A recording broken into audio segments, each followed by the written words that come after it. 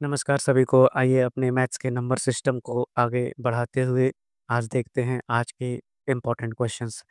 देखिए आपसे पूछा गया है पहला क्वेश्चन कि आप इन दिए गए 4 ऑप्शंस में से कौन-सा नंबर जो है पहले तो स्क्वायर रूट है जिसका स्क्वायर रूट आप निकालेंगे वो इरेशनल होना चाहिए।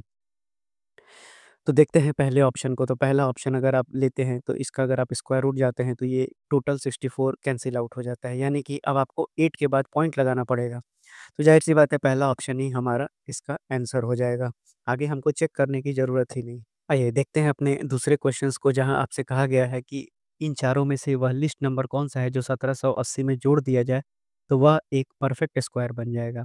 देखिए परफेक्ट स्क्वायर होने की कंडीशन देखेंगे तो यहाँ 72 मतलब लास्ट में 2 तो आ नहीं सकता और लास्ट में 6 आ नहीं सकता क्योंकि आप इसको जोड़ेंगे तो लास्ट में 6 ही आएगा और 2 को जोड़ेंगे तो 2 आएगा, तो ये दोनों तो परफेक्ट स्क्वायर होते नहीं हैं। तो यानी कि 49 होगा या फिर 69 होगा। तो आपको फटाफट 1780 और 1780 में एक जगह 49 जोड़ना है और एक जगह 69 जोड़ना है। तो ये आपका हो जाएगा 9, 8, 6, 14 और 7, 1, 8, 1849 और यहाँ पर आपका हो जाएगा 1829। अब आप देख लीजिए अगर आप ऑप्शन बी के साथ पहले जाएँगे तो आप देख लीजिए कि ये 4 चौके 16 हो गया, यानी बचा 229। तो आप अगर 8 को 3 बार करेंगे तो 3 त्रिक 9, 8 त्रिक 24 हो जाएगा, यानी ये ऑप्शन भी नहीं होगा, यानी आपके सवाल का सही उत्तर 69 हो जाएगा। बढ़ते हैं अपने अगले प्रश्न पे जहाँ आपसे पूछा गया है कि वह स्मॉलेस्ट इंटीजर क्या होगा जिसका क्यूब उसके बराबर ही होगा। आप फटाफट 1 मार देंगे और आंसर गलत हो जाएगा आपका।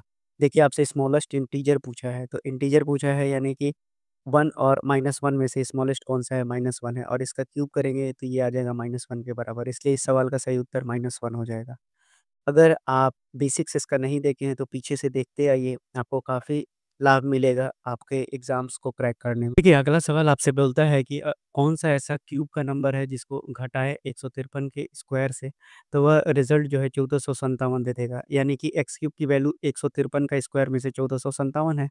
अगर 153 का क्यूब आपको निकालना है तो 150 प्लस 3 है ये तो 225 डबल 0 उसके बाद आपका हो गया ये 900 और ये हो गया 9 यानी कि ये आ गया 9 0 14 23 409 आ गया।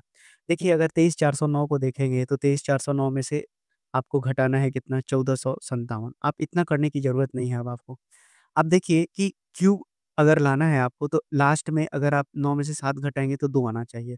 तो 6 के क्यूब में कभी भी 2 नहीं आएगा, 4 के क्यूब में भी 2 नहीं आएगा। 6 छक 36 छक 36 छक फिर से 6 ही आ जाएगा और 4 चौके 16 और 16 चौके 64 यानी 4 आएगा। यानी आपका जवाब 18 और 28 में ही छुपा हुआ है। अब आपको पता है कि 23 409 काफ़ी बड़ा नंबर है। 18 का क्यूब अगर आप देखेंगे तो आपको पता होना चाहिए 58 32 होता है। लेकिन 58 32 और 23 409 में बहुत ज़्यादा फ़र्क है। इस सवाल का उत्तर आप 28 डायरेक्टली टिक कर सकते हैं। चलते हैं अपने अगले सवाल पे जहाँ आपसे कहा गया है कि 3 times the square of a number subtracting by 4 times the number is equal to 50 more than the number. ठीक है, नंबर एक्स था हमने मान लिया कि नंबर एक्स था। तो इस 3 एक्स का स्क्वायर और 4 एक्स को सबट्रैक्ट करें तो वो 50 ज़्यादा है कितना से? नंबर से। ठीक है, ऑप्शन में लेके चलते हैं। पहला ऑप्शन डालिए 25, 75 में से 20 जाएगा 55 आ जाएगा और इधर भी 55 आ जाएगा। ऑप्शन नंबर ए इस सवाल का सही उत्तर हो गया। अगले सवाल में देखिए आपसे पूछा गया है कि अगर last digit of the square of a number is 1 तो लास्ट डिजिट उसका क्यूब का क्या होगा? देखिए अगर हम 9 का स्क्वायर लेते हैं तो 81 है और 11 का स्क्वायर लेते हैं तो 121 है। यानी अगर 9 का क्यूब करेंगे तो आपको 729 आएगा और 11 का क्यूब करेंगे तो 1331 आएगा। इसका मतलब ये हो गया कि 9 और 1 दोनों आ सकता है यानी इस सवाल का उत्तर हो जाएगा 1 और 9। बढ़ते हैं अपने अगले सवाल पर जहाँ ग्रुप डी में बेहतरीन क्वेश्चन पूछा गया है, बोलता है कि इस नंबर को डिवाइड कीजिए स्मॉलेस्ट नंबर से जो कोई रिमाइंडर नहीं देता और जो कोसेंट आता है वो एक परफेक्ट क्यूब है। तो आपको बताना है क्यूब रूट क्या होगा उस कोसेंट का। तो देखिए आपके पास नंबर दिया है 137 592। आप इसका प्राइम फैक्टराइज़ेशन निकाल लीजिए तो ये कितना हो जाएगा आपका 2 यानी 2 गुना 2 छक 12, 2 आठी 16, 2 सत्ते 14, 2 नौ 18, 2 छक 12। फिर से 2 को लीजिए तो ये स्क्वायर बन जाएगा तो ये बन गया 2 तिहाई 6, 2 चौके 8, 2 तिहाई 6, 2 नौ 18, 2 आठी 16 यानी अब फिर से एक बार 2 से जाएगा ये तो 2 का क्यूब बनाइए 2 एकम 2, 2 17 34, 2 एकम 2, 2 नौ 18, 2 नौ 18 अब ये 2 का क्यूब हो गया, अब तो ये 2 से भाग नहीं जाएगा, 9 नौ 18 एक 19 और 7 26 एक 27 3 से जाएगा तो ये देखिए 3 हो गया तो 3 से कीजिएगा तो ये बनेगा 3 पचे 15, 3 सत्ते 21, 3 त्रिकी 9। अब आप देखिए 2 का क्यूब अब 3 का स्क्वायर फिर लीजिए, आप देखिए कितना बनेगा ये आपका 3 एकम 3, 3 नौ 27, 3 एकम 3, 3 एकम 3 यानी कि एक बार और 3 से आप देखिए करके 9, 2, 11, 3, 12 फिर से 3 से जाएगा तो 3 छक 18, 3 त्रिक 9, 3 सत 21। आप देखिए ये बन गया अब 3 का क्यूब और 2 का क्यूब। हमको 637 पता है कि लास्ट में 7 है तो ये क्यूब नहीं हो सकता है। तो यानी 637 वह स्मॉलेस्ट नंबर है जिसको कि हम 216 से यानी अगर आप इसको कैलकुलेट करेंगे तो 216 है। गुना करें तो ये इससे पूरी-पूरी भाग लग जाएगा और जो कोसेंट आ रहा है मेरे पास, ये भी क्या है, एक परफेक्ट क्यूब है, तो क्यूब रूट इसका कितना हो जाएगा 6 यानी इस सवाल का सही उत्तर हो जाएगा 6। अगर आपको नहीं समझ में आया तो 2-3 बार रिवाइंड करके देखिए।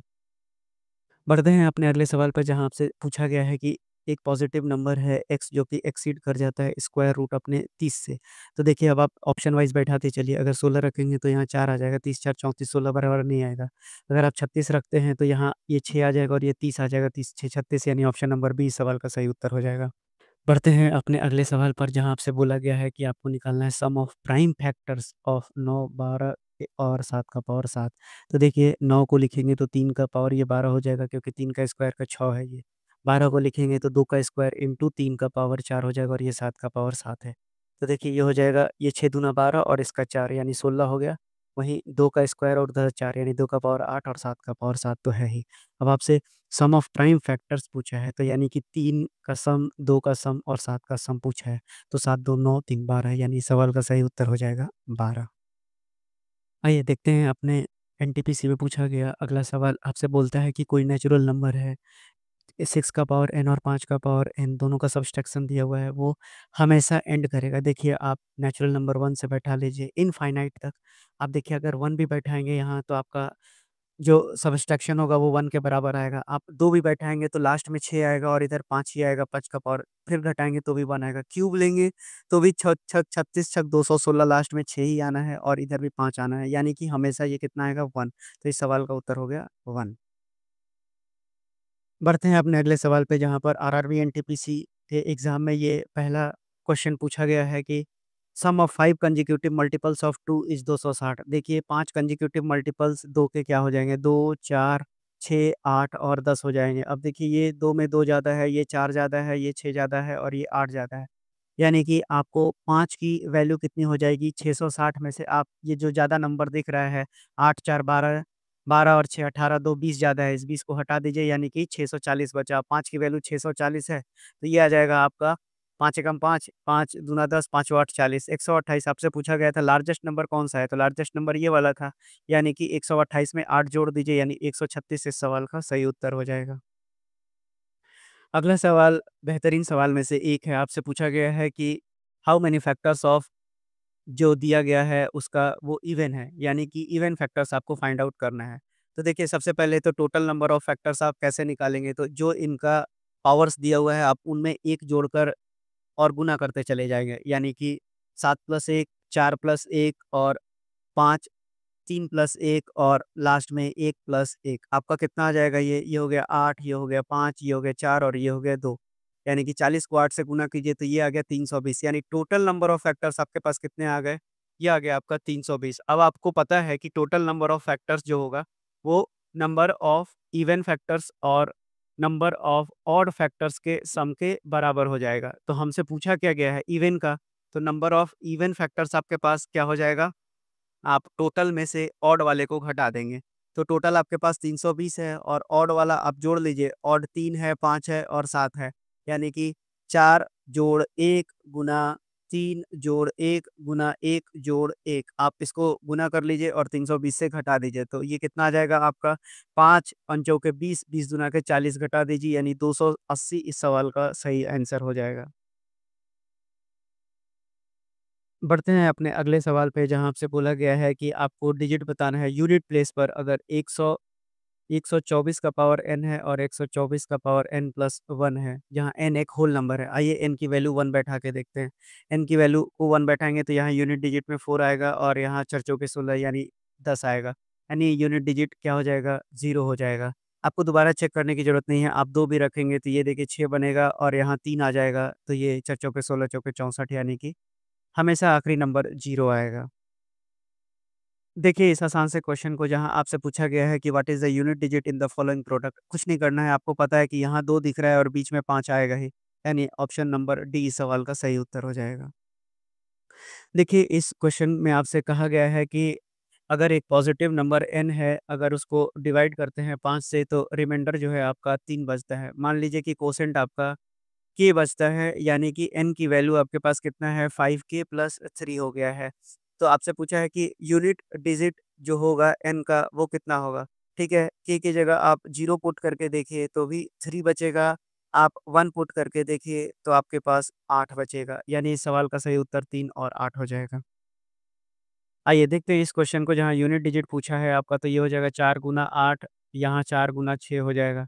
आप देखिए ये 24 बन गया और ये 32 बन गया, फिर से 4 और 2 को गुना करेंगे तो ये 8 आ जाएगा, यानी इस सवाल का उत्तर 8 हो जाएगा। आइए देखते हैं इस यूनिट डिजिट्स के बेहतरीन सवाल को, जहाँ पर आपसे बोला गया है कि 1373 का पावर 36 है और 1442 का पावर 20 है, तो इसका यूनिट डिजिट कितना होगा? आइए 3 और 2 का साइकिल देख लेते हैं पहले, तो 3, 3 का स्क्वायर, 3 का क्यूब और 3 का पावर 4 और 3 का पावर 5, यानी ये हो गया 3, ये हो गया 9, ये हो गया 27, ये हो गया 81 और ये हो गया 243, यानी कि साइकिल रिपीट होने लगा है चौथे के बाद।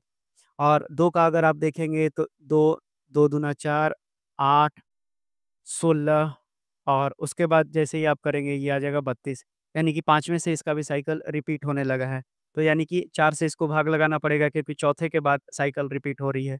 तो आप 4 से इसको भाग लगाएँगे तो ये हो जाएगा 3 का पावर 4 गुना 9 और ये हो जाएगा आपका 2 का पावर 5 गुना 4। अब चूँकि साइकिल रिपीट है तो 9 और 5 का कोई महत्व नहीं रह गया, तो 3 का पावर 4 हो जाएगा और ये हो जाएगा 2 का पावर 4। तो 3 का पावर 4 आपका हो जाएगा 81 और 2 का पावर 4 हो जाएगा आपका 16। आप इसको घटा दीजिए तो 6 5 11 और 7 में से 1 गया 6, यानी कि आपका यूनिट डिजिट आएगा 5, यानी इस सवाल का सही उत्तर हो गया 5।